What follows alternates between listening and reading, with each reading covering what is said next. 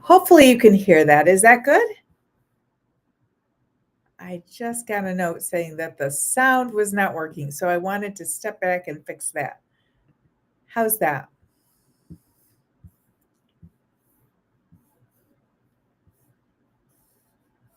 Can you hear me? Testing 1, 2, 3. Can you hear me now? Hopefully you can hear now. Can you hear me now?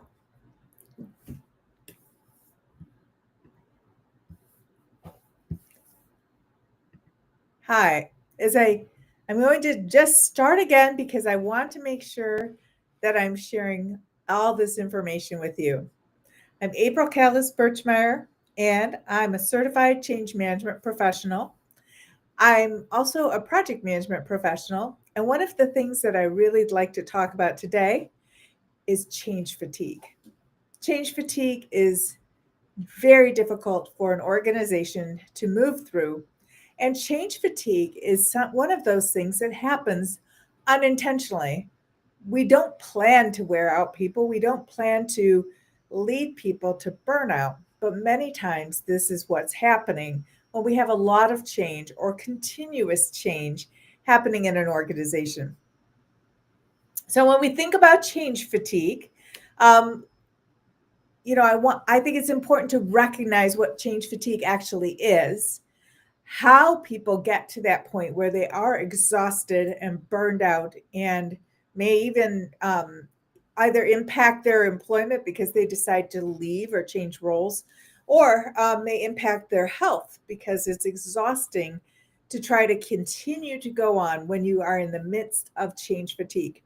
I think that the term change fatigue sometimes is used loosely, but change fatigue is very real. Change fatigue happens in an organization when we have a lot of change happening all at the same time. If you think about the organization that you work with, you are probably aware of a number of change initiatives in your organization. Maybe you have a change initiative that's an ERP. Maybe you have a change initiative that's a CRM. Maybe there's a change initiative with a payroll or timekeeping system. Maybe there's a change initiative with the HR business partners. Maybe there's some policy change or personnel changes happening. And all of these change initiatives all have different sponsors and different leaders that are responsible and accountable for the success of those change initiatives. So all of these pieces are happening, and the project teams are working diligently, and they are thinking about the communication. They are thinking about what needs to happen to meet the milestones so that they can um, connect and be successful, that they can bring their stakeholders from the current state to the future state to successfully adopt the change. Each change initiative is thinking about their stakeholder group. But what each change initiative is not always thinking about is the fact that the stakeholder group may be impacted by the multiple change initiatives at the same time. So I'm working on an ERP change. That's all I think about as a sponsor and as a leader. And as a change practitioner working as on the ERP change, I'm very focused on that. It doesn't always occur to me, sometimes I don't even know, that there might be other changes happening in the organization. And when these other changes are coming through at the same time as I'm bringing through my ERP change, it just becomes a lot for the stakeholder who is being impacted by these multiple projects all in the same time space and same time frame. So it can lead to a lot of issues. It can lead to our changes not being as successful. Our changes may not be as successful as we hoped they would be because people don't have their full attention to provide to that change. They are already being impacted in a way that's distracting to them, and they're having a hard time keeping track of where all of this change is coming from. Many times, the organization, the leadership in the organization may not be aligned to understand that there has to be some sort of scheduling, a little air traffic control, if you will. It's I fly frequently for work, and one of the things I'm very grateful about is that we do have air traffic controllers who tell the planes when they can land so that we don't all try to land at once and run into each other. And that's what can happen in an organization if we don't have some sort of alignment overarching all of the change initiatives and projects in the organization. They can all start to try to land at once on the same stakeholder at the same moment in time. So that can be a big deal for our stakeholders. Another cause of burnout, we'll talk in a moment about, the symptoms of burnout, what it actually means. But one other cause for burnout is never having a break. So maybe you have, the 15 changes that are in the organization, and they're all circling the airport and they're lined up 1 through 15, and they go over land and land and land, but there's not ever a break in between them. It's like we don't catch our breath. We don't stop.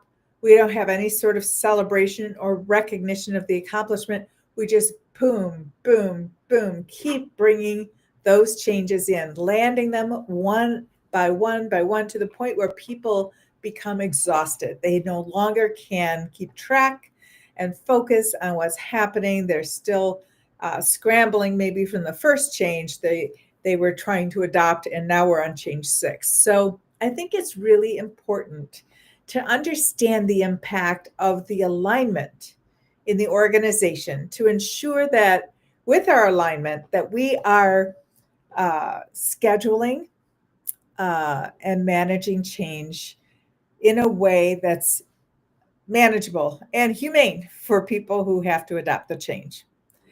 Those stakeholder groups. Many times what I'll do to help with that is I like to use a stakeholder impact map. I basically put my stakeholder group as though they are the center of the universe. And then I draw all of the changes that are impacting them. And I add the timeline of when these changes are impacting them. And I like to look at that as they are the center and what's hitting them when. I also like to sometimes show it in a time frame where I'm looking at, January through January, and the one particular stakeholder group, where are they going to be connected to all these changes? Where will they have to start to attend training, participate in business process redesign or review? Where do they have to start to document some of the current state activities they do so that we can translate those into our system? You know, where are we hitting that stakeholder group over time to make sure that we're not wearing them completely out by asking for so many pieces of information and so much change at once? I think burnout is an issue. It's a big issue for a lot of people who are going through change. One of the reasons it's so detrimental is the fact that the people who get burned out tend to be our best folks. They tend to be the people who are raising their hand and volunteering and trying to assist with some of this change management efforts. So when I think about burnout, I recall a time where I felt like I became very burned out, and it was in the midst of a lot of change. And we had so much change going on that I could no longer remember all of the pieces. I started to feel like things were falling out of my brain. Um, and I felt like I started to miss deadlines, which made me feel kind of terrible. I got very tired and exhausted every time I had to go to work. I was worn out. I felt like I didn't have the energy to make it through the day. And I would get to work and have a lot of like focus for the first hour or so. But then very quickly, the demands of having to make so many decisions, having to absorb so much information, felt like it would almost um, numb my brain to the point where I just felt like I could barely think. And it was frustrating to me. I mean, I like to be sharp. I like to focus on a task and get it done. I like to look at a problem and think about how to solve it. This is the kind of thing that fills me up. But when I was feeling burned out, I didn't care. I really didn't care. I was upset that I didn't care. I was frustrated that I didn't care, but I just felt like, oh, I cannot do anything more here. This is all I can handle is just being here.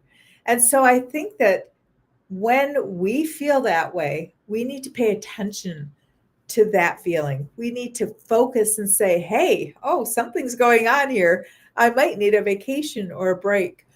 I may need to see if I can reallocate some of the change initiatives that I'm responsible for or participating in, or maybe I can just delegate something to somebody else in the organization. But I need to reach out and have some help with managing all of this because it's burning me out. I also think it's important that we recognize burnout in other people. And the way you can usually spot that is, again, somebody who's generally usually very engaged, very much looking at solutions and connecting and and um, talking about the change and thinking through a lot of different scenarios when we're discussing change. And when you have somebody that is engaged in that way, and then you notice that they just sort of become more quiet, less involved, less engaged, maybe more introspective, I think you can, with respectful directness, ask them if they are feeling some of this change fatigue, feeling like they're getting a little burned out, a little bit exhausted from the change, the constant change. And I think having a direct, respectful, and direct conversation about that is helpful because one of the I'd say one of the norms in many organizations is that we just keep pushing through. And that's who we are. We don't pause. We don't say we're tired. We don't have change fatigue. We don't feel burned out. We just plow ahead. We just keep going. And I think this is a norm that many organizations benefit from. And it's a norm that I've maintained my entire career also. So it's very tough for people to say, hey, I'm starting to feel a little bit overwhelmed with the amount of change in the organization. But identifying that there's so much happening at the same time that we're feeling overwhelmed is really one of the few strategies that we have to start to deal with this burnout and start to elevate it and speak about it. In many organizations, it is frowned upon to, or seen perhaps maybe as a weakness to admit that we are somewhat overwhelmed by the amount of change initiatives going on. Um, we're expected to kind of tough it out to really deal with it. And at the same time, being human and taking the time to pause and say, I just need to catch my breath. I need a little bit of redirection on how I can maybe postpone a change. Is there a way that we can realign something that it's not happening right at this same time as another large change? I don't think there's anything wrong with that direct conversation. I think it's important to have it because our leaders in organizations don't always recognize that there's conflicting um, priorities in the organization. And telling somebody to prioritize everything is not the answer. The word priority is usually supposed to be singular, and yet many of us say priorities as though it's plural. So I think that finding also some personal ways to replenish and refuel yourself is really important.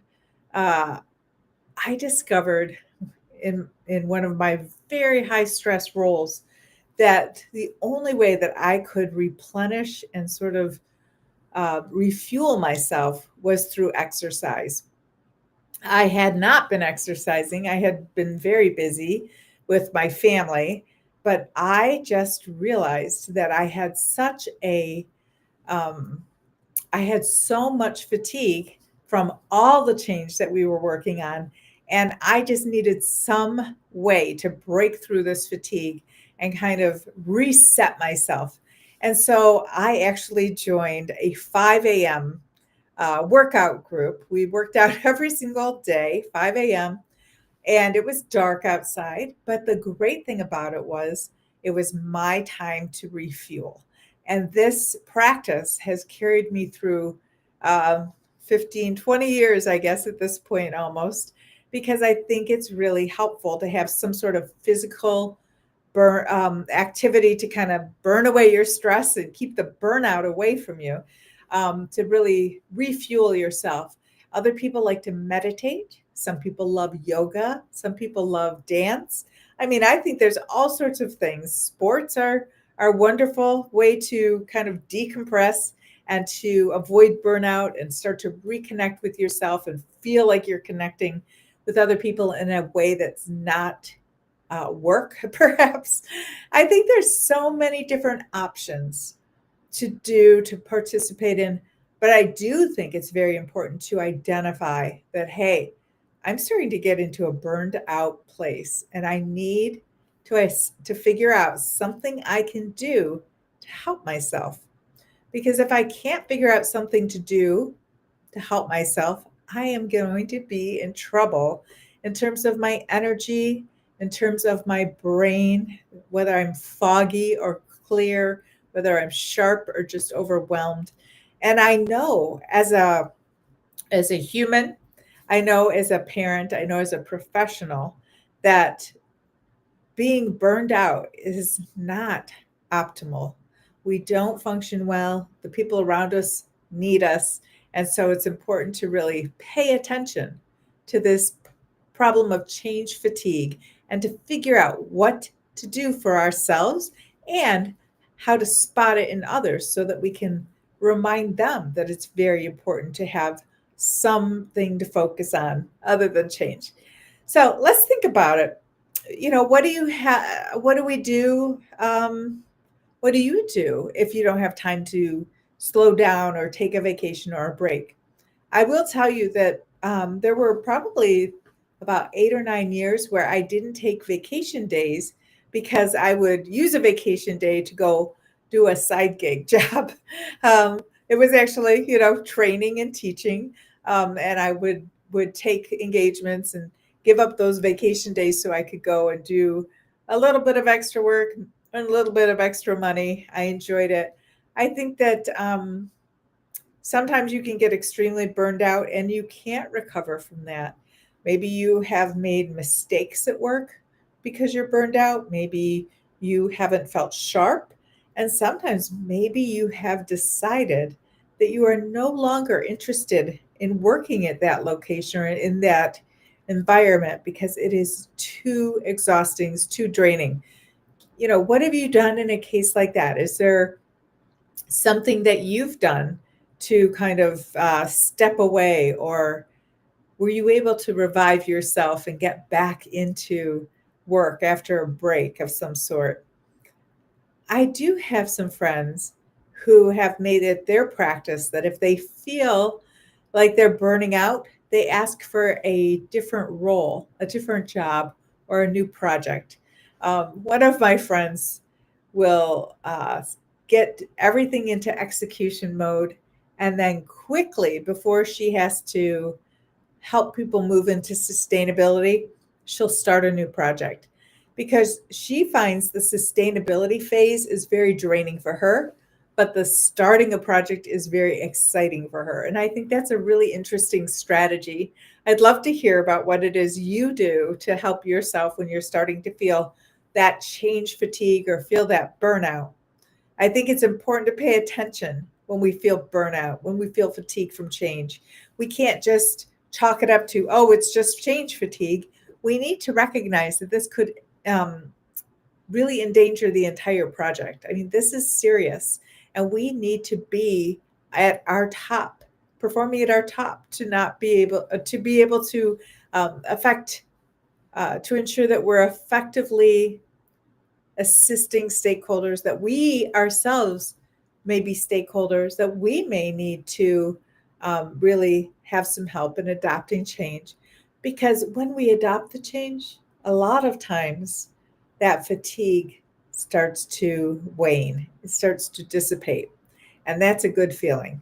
We're like, oh, we've made it through, we've adopted the change, and now I don't mind sustaining the change because I have a little more space since that change has ended.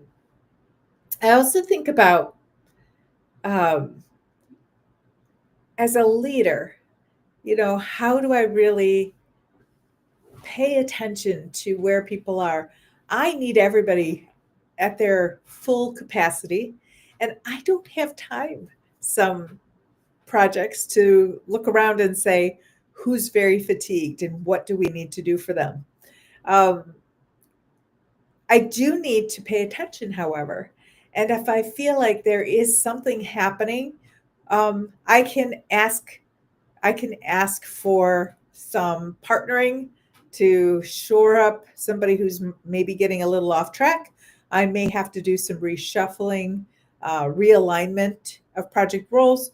And as I mentioned, it's totally fine to realign a project priority if it is competing with another priority to the point where the stakeholder is duly impacted and cannot adapt all of that change at one time. So we do need to pay attention to how people are feeling, how they're acting and behaving, how able they are to pay attention to training, to learn, to develop that knowledge, to develop their skills, to still have the internal motivation for ability, and then to be able to say, I'm moving forward in this change.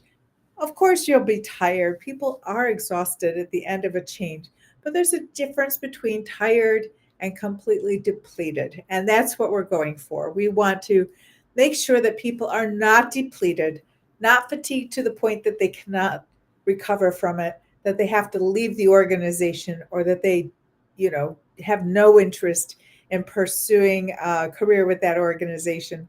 I think it's important to really pay attention when people are stating that they're feeling extremely fatigued and overwhelmed, to look and see if there's something that we can do as leaders to reprioritize and restructure, maybe realign what is happening when. And then overarching, I think we have to have a strategic vision about what's going on in the organization so that we don't put our people in this situation.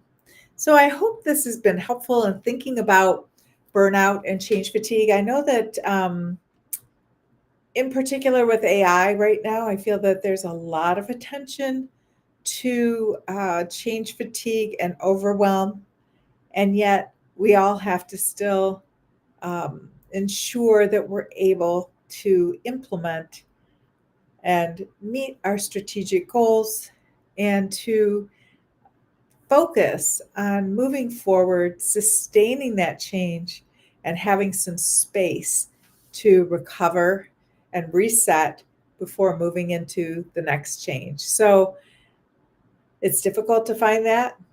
I would encourage you to please look for ways to energize yourself. I never thought a 5 a.m. wake up call would be a way I would re energize myself, but it was very helpful. I would encourage you to look for something that refuels you as well. And please reach out to me and let me know, what are some of the things that you do when you feel burned out and fatigued? And what do you do if you see others who are in that same place? If you'd like to learn more about organizational change management, please join us for the Ready, Set, Change Accelerated Training and Exam Prep. We have a cohort starting in February 2026. We'll help you earn your CCMP exam. Your CCMP is the Certified Change Management Professional certification, and we'll help you earn that certification before the exam changes in April. So reach out to us. I'm April at springboard-consult.com, and I look forward to hearing from you. Thank you.